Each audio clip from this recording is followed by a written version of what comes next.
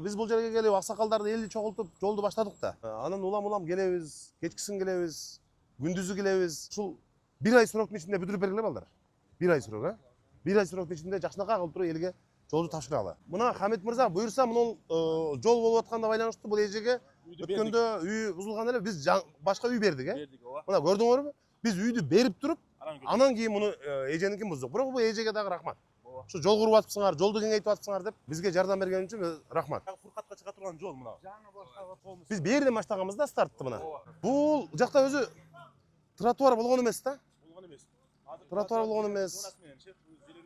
Зеленый зонасы менен аябай жүдөгөн начар жол эле да. Могул жерден эле бери бурулат дагы, бул жак менен чыгып кетет. Ооба. Бая шаардын ичине кирбей, муну эме кылбай эле, Шакировго түшпөй эле түз чыгып. Биякта мал базарга барам дегендер, анча-мынча тедиги чоң ресторан немеге барып той-пой өткөргөндөр келет дагы. Бул жерден Онадарга келет, ары кирбейт да, шаар менен кирбейт. Обул больница жак ошондо кадимкидей азаят пробка. Бул баягы базарчиктер бар го, ресторандар. Ошол жанынан чыгат. Сурашып коелу шептер. Жакшысыңарбы? Иш болуп атабы? Жакшыбы? Азамат эй. Жеңишеге сапатын өзүңүз карап атасыз аябай жакшы. Мону бир аз көтөрөт экен да кайра, биякта. Бетондоп, эки капталында бетондоп, уланган жерлеринде, стыктарында. Бул жерде аз акем ишкен да бияга. Эми бизде ушундай ар бир шаардын чети болобу, кайсы аймагыбыз болсун, сонун асфальт, лотоктор, тротуар, жашыл зона болуш керек да. Ишиңерге ийгилик акелер. Силерди көчөдө калтырбайбыз, аке. Көчөдө калтырбайбыз. Сөзсүз эгер жолго керек болсо, анын өзүнө ылайык компенсациясын беребиз. Бул жерде кошунаңыз эже, биз буга үй бердик. Үй бердик. Анткени мунуку 100% бузулуп атат. Сиздики могул жерден баштап жол болот му ондайдан, а?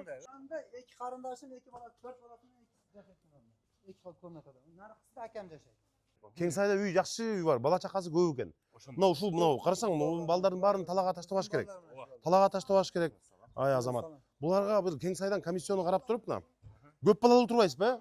Канча жети балаңыз барбы? Жок, аке, биз өзүм 4 балам бар. Эне сайда конусун айтам.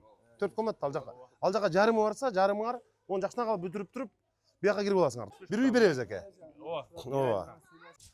Биз өткөндө эл менен жолугушканда, аймактарды, шаарлардын баарын кыдырганда, ушул жибек жол аймактык башкармалыгында электр мамычалары, столбалар жок экенин айтышканда, чын эле ошондо көргөндө акыбалы оор болчу. Анткени жанагындай таякты эле сайып коюп, электр зымын байлап койгон, жыгач, эскирген жыгачтар болчу.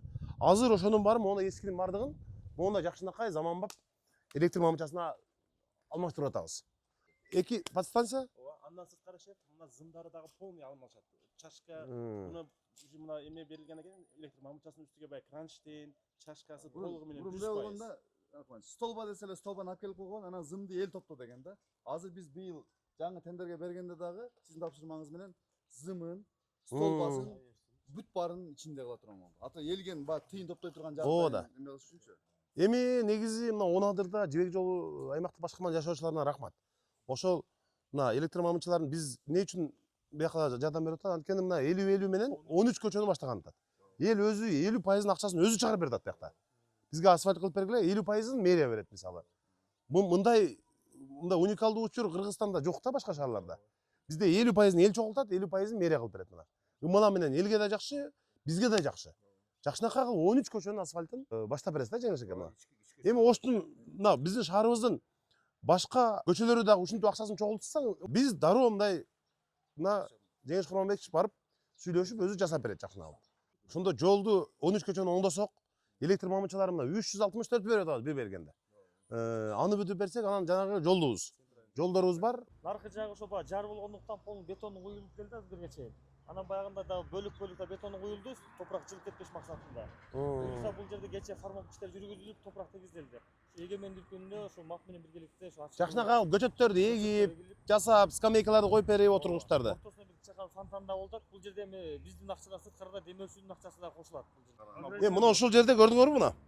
Бизде бүт эле ушу дүкөндөр эмелер болуп кеткен да. Карап туруп, могул жерде жакшынакай кылып туруп моундай кылып коюш керек да. Болбосо бул жерде магазин кылам, чачтар ачкан ачам дегендер толтура эле да. Биз болсо ага көнбөстөн жакшынакай кылып сквер кылып, сейилбактарды көбөйтөбүз деп атабыз. 10 скверди бүтүрөбүз дагы деп атпайбызбы? Андан сырткары 10 сквердин курулушу жүрүп атат. Мына ушинтип биз бардык шаардын бардык жеринде элдер коляскасы менен келип, жакшынакай кылып отуруп дем алып кете турган жер кылып беришибиз керек.